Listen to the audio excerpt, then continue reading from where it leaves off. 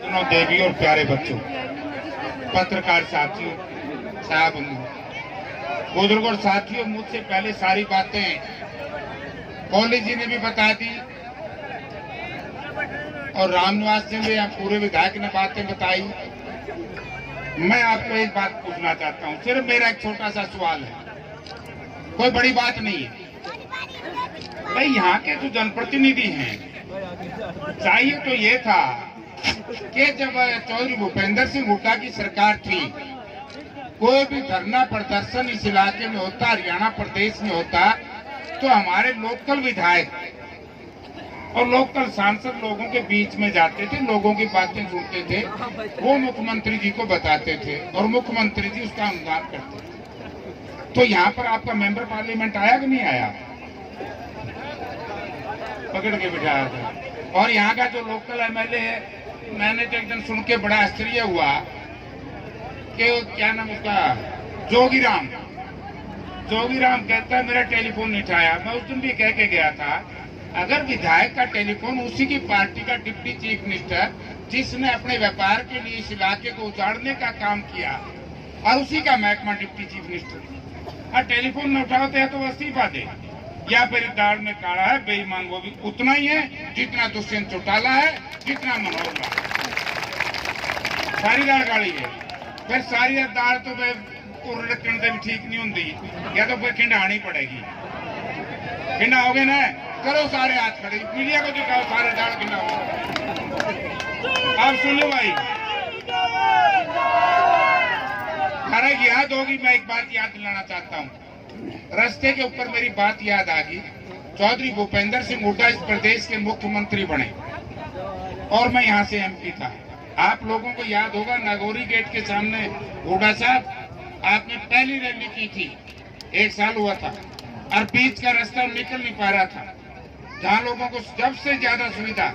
जब मैंने हुड्डा साहब से रिक्वेस्ट करी कि 2 दुकानें एक्वायर करके इस रास्ते को खुलवा दो, बहुत लोगों ने प्रयास किया, नेताओं ने उसमें व्यापार करने का प्रयास भी किया, लेकिन चौधरी भूपेंद्र सिंह हुड्डा ने कहा कि मेरे राज में सरकार के माध्यम से कोई व्यापार नहीं करेगा, इसलिए वो दुकान एक्वायर करके रास्ता खाली करवा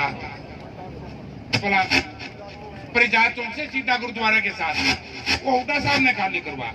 अब मेरी एक ही बात है, हुड्डा साहब, ये तो फंस गए व्यापारियों ने, बीजेपी तो थी व्यापारियों की, और बुका लिए इन दूसरा ने, जेजेपी वाला ने, जच्चा बच्चा, इनने अपना सारा सौदा कर दिया। तो अब सर बात यह है कि कोहली की जमीन के लागतें डिप्टी चीफ मिनिस्टर की 35 एकड़ जमीन नहीं है, बल्कि उसकी सैकड़ों एकड़ जमीन है, जिसकी गिरदौरी, जिसके कागजात हमारे मित्रों के काफी ले फिरते हैं। उसमें से 1 करोड़ मैं भी ले रहा हूँ, मेरे टीवी दिया मिल गए। किस ने डांटोगे? यू डिप्टी चीफ मिनिस्टर तो डाकू हो गया, डाकू। या सरकार में डकैत बैठ दिए तो हमने बड़े लोगों, ये इस काबिल नहीं थे। ये तो एक बका करके यहाँ लोगों के वोट लूट करके चले गए। जात पात मजहब और धर्म के नाम से जब तक मतदाता इसी तरीके से वोट का इस्तेमाल करेगा, तो इसी तरीके से इस इलाके को नुकसान होता रहेगा। आपने सबसे पहले निर्णय लेना चाहिए कि हमने कैसी सरकार बनानी है, हमने कैसा एमएलए बनाना है, हमने कैसा एमपी बनाना है, किसकी वोट से कौन भूपेंद्र सिंह हुड्डा मुख्यमंत्री बनेगा, तभी तो बात बनने वाली है ना। हम गुस्से में आगे अरे ये डकैत किस्म के लोग बना दिए, तो फिर तो वो पेड़ बबूल के आम कहाँ से हो। तो मैं एक ही रिक्वेस्ट करता हूँ, हेरा फेरी तो कर देंगे, ठीक है, क्या है राधा किशन जी कर दोगे ना?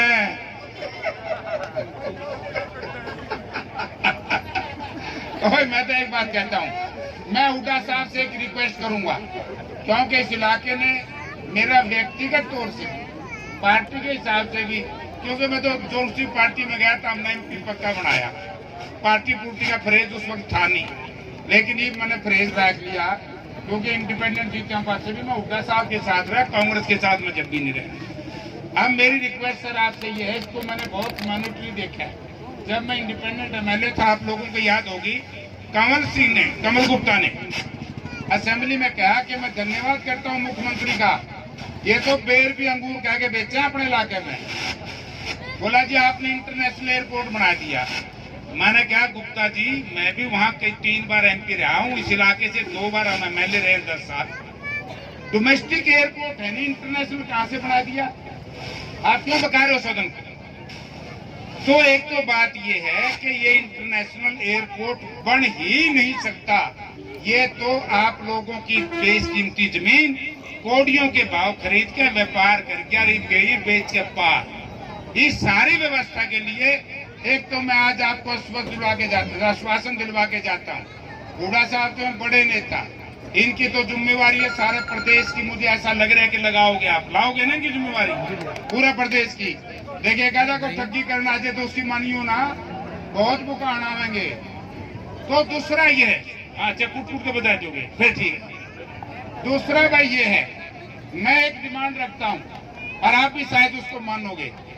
सर, ना नया रास्ता ना पुराना, जैसे आपने वहां परिजा चौक पे दे दिया था, अगर ये इंटरनेशनल एयरपोर्ट की सरकार बना दे तो बेशक हमें इधर का रास्ता दे देना। अगर ये रवे फ्लाइंग क्लब, फिर हमारा पुराना रास्ता खोल दियो, हमने क्यों बयान करो, हमारा क्या कसूर है? आपने काम बड़ा जबरदस्त किया था, बल्कि इनके खिलाफ अगर आपने हमारी सरकार बना दी, मैं पर्चा दर्ज कराऊंगा। आपराधिक मामला दर्ज होता है, इनकी वजह से ही बोस्टल जेल उखाड़नी पड़ी, इनकी वजह से लाला लाजपत राय यूनिवर्सिटी को बाहर ले जाना पड़ा, इनकी वजह से पुलिस लाइन को उखाड़ना पड़ा। यानी कि सैकड़ों करोड़ रुपए का नुकसान।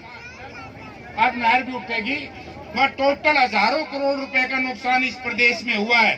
तो इसकी भी आज आपने कहना पड़ेगा इन लोगों के बीच में, जिसकी भी जिम्मेवारी होगी, चाहे मुख्यमंत्री हो, चाहे उप मुख्यमंत्री हो, चाहे विधायक हो, चाहे MP हो, उसको जिसकी भी जिम्मेवारी है, उसकी जिम्मेवारी के लिए जांच कमेटी बिठानी पड़ेगी। और जिन लोगों ने राजनीति के माध्यम से व्यापार करने का प्रयास किया है, वो प्रजातंत्र के सबसे बड़े दुश्मन है। चाहे वो कितने बड़े से बड़े परिवार में पैदा हुआ हो, चाहे कोई हो। बड़े परिवार में तो कई बार नालायक निकम में पैदा होते, ठेकेदारी है कि उनका डंगा ढोण की जो गरीब काम फंस रहे हो। तो इसलिए साथियों, मैं तो हुड्डा साहब से एक ही निवेदन करूंगा कि जिस तरीके से कोहली साहब कह रहे थे, भाई सार के लिए देन में तो के कसर छोटी है, जिस बाईपास पे बैठे हो ये भी इनकी देन है। आपके साथ से जो जा रहा था, जहां ये मिलता है, वो भी हुड्डा साहब की देन है। और एक बाईपास और बनना है जो खरड़ के साथ से आएगा, वो भी हुड्डा साहब की देन है। Hansi railway line, Hansi Rohtak railway line जुड़वाई थी, ये बात अलग है कि बटे रेल चालन को धंधे निका उठाया आके चला होगा, हम तो चालन ध्यान नहीं। तो इसलिए बहुत से काम है। सार शहर को काउंटर मैग्नेट अंतरराष्ट्रीय सत्र पे आगे बढ़ाने का काम HCU का इन्होंने किया। तो एक ऐसा शहर है हरियाणा प्रदेश में जिसमें 3 यूनिवर्सिटी हैं। हरियाणा में किसी एक प्रदेश शहर में 3 सरकारी